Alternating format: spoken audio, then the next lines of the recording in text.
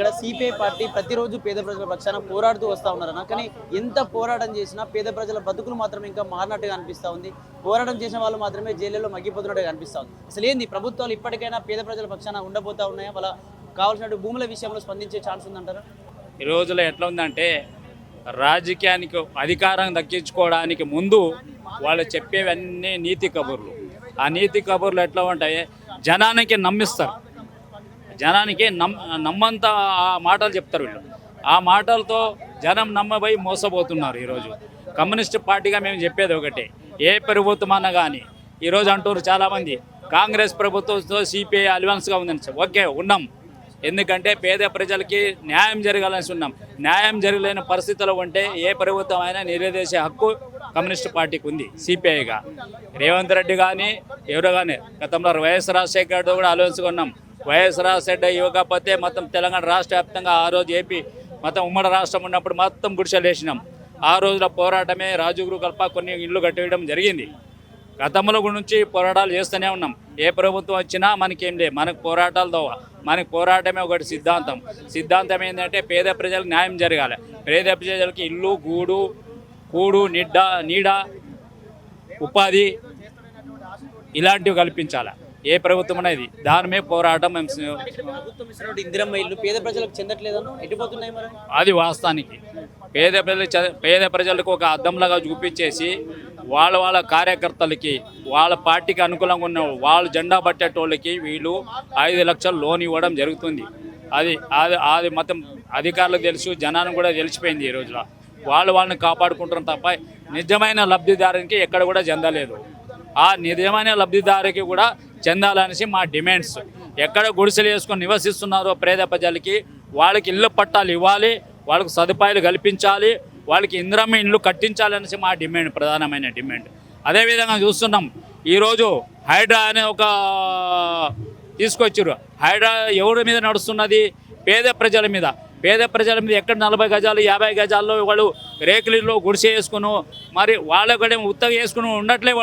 వాళ్ళకి పర్మిషన్ ఉంటుంది, నల్ల కలెక్షన్ ఉంటుంది, గ్రామ పంచాయతీ నుంచి కరెంటు బిల్లు ఉంటుంది, ఇంటి ట్యాక్స్ కడుతున్నారు. ఇన్ని ఉండగా కూడా వాళ్ళని తీసి అక్కడ నుంచి హైడ్రా నైట్ వెళ్ళేసి రాత్రి టైంలో తీసుకెళ్ళి వాళ్ళని ఇళ్ళ నుంచి తీసి బయటకేసి సామాన్లు బయటకేసి బిల్లుదలు పెట్టి కూల్చేస్తుండే. ఇది సరైన పద్ధతి కాదు. ఈరోజు చూస్తున్నాం, అందరికీ తెలుసు, తెలంగాణ రాష్ట్రం చూస్తున్నది. ఎక్కడెక్కడ చెరువుల భూములు గవర్నమెంట్ భూమిలో కబ్జాలు చేసి హాస్పిటళ్ళు పెద్ద అపార్ట్మెంట్లు కట్టడం జరుగుతుంది. ఎకరాలు కబ్జా చేసుకుంటారు. అక్కడ పోవట్లే బిల్డోజర్ హైడ్రా. మరి ఎక్కడ పోతుంది అంటే పేద ప్రజల మీద పోతున్నది. మేము ఒకటే చెప్తున్నాం, భారత కమ్యూనిస్ట్ పార్టీగా ముందుగా చేయాల్సింది ఎకరాలు కబ్జాలు చేసారో దాన్ని తీసేయండి. ముందు పేద ప్రజలకి ఇచ్చే హక్కు గవర్నమెంట్ ఉంది. 40 గజాలు 50 గజాలు అది కబ్జా కాదు. వానికి నివసించే హక్కు ఉంది, గవర్నమెంట్ కల్పించాల్సిన హక్కు ఉంది, వానికి ఇల్లు కట్టించాల్సిన హక్కు ఉంది. కరెంటు బిల్లు, నీళ్ళ బిల్లు, వాటర్ బిల్లు అన్నీ కట్టుకొని వాళ్ళకి నివసిస్తుంటే గ్రామ పంచాయతీ ట్యాక్స్ కూడా కడుతున్నారు. ఇంకా ఉన్నాక వీళ్ళని ఎందుకు వస్తారు? ఏం లేని కబ్జా చేసిన భూమిని ఎకరాలను వాని కూల్చేయండి, వాని తీసుకోండి. మేము ఒకటే చెప్తున్నాం, పేద ప్రజలు ఎక్కడ ఉంటే అక్కడ పట్టాలు ఇవ్వాలనేసి మా డిమాండ్. పేద ప్రజలకి ఇందిరమ్మ ఇల్లు కట్టించాలి. ఇంకోటి చెప్తాం, మేము అనేక ఎకరాలు కబ్జా అయింది, మేమే పోరాటం చేసినాం. గట్కేసర అన్నాజ్ కూడా KL Mahendra 14 survey number. TDP ప్రభుత్వంలో వికలాంగులకు ఇల్లు ఉండాలా, గూడు ఉండాలనేసి మా ఒక పార్టీ అక్కడ గుడిసెలు వేయించేసి వికలాంగుల గురించి పోరాటం చేసి ఆ తర్వాత అక్కడ ల్యాండ్ ఇవ్వడం జరిగింది. ఆ ల్యాండ్లో తర్వాత ఇల్లు కట్టించడం జరిగింది. 5 ఎకరాల 21 గుంట ల్యాండ్లో 3 ఎకరాల 20 గుంట ఇల్లు కట్టడం జరిగింది. 2 ఎకరాల 10 రూపాయలు ఖాళీగా ఉన్న స్థలాన్ని కబ్జా చేయడం జరిగింది. ఆ కబ్జా ఎవరు? అంతా అధికారులే. ఈ పార్టీలో ఆడే ఉంటాడు, ఈరోజు టీఆర్ఎస్లో ఉంటాడు, రేపు కాంగ్రెస్లో ఉంటాడు, ఇంకా రేపు ఏ పార్టీ వచ్చినా ఆ అధికారం పార్టీలో వాళ్ళే ఉంటారు. అంతా ఒకటే, అక్కడ ఏం మారలే. అనుకుంటాం కాంగ్రెస్ పార్టీ, టీఆర్ఎస్ పార్టీ, ఇంకా మిగతా ఏదో పార్టీ, కానీ పాలసీ ఒకే విధానంగా ఉంటుంది ఏ పార్టీదైనా. అదే కబ్జా, అదే అవినీతులు ఇప్పుడు కూడా. కానీ చూపించుకోవడం నేను పేదల మనిషి రైతు బిడ్డని ఈరోజు రేవంత్ రెడ్డి గారు చెప్తారు. నీవు రైతు బిడ్డవు కాదు, నీవు దొరల బిడ్డవి, కార్పొరేట్ బిడ్డవి, స్కాములకు అనుకూలంగా ఉన్న బిడ్డవి నువ్వు. మేము చెప్తున్నాం, నీవు అదే రైతు బిడ్డవు అయితే ఇది పేద ప్రజలు ఎక్కడ గుడిసెలు వేసుకున్నారో వాళ్ళకి గుడిసెల పట్టాలు ఇవ్వండి. వికలాంగులు పింఛను పెంచిస్తామన్నారు, అది ఇవ్వాలి.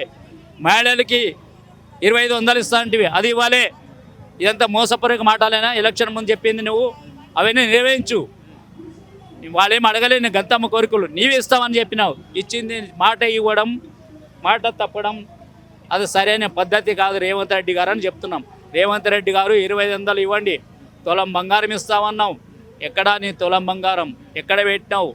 ఇదే పేద ప్రజలు మోసం చేసి గద్దె ఎక్కడం కాదు.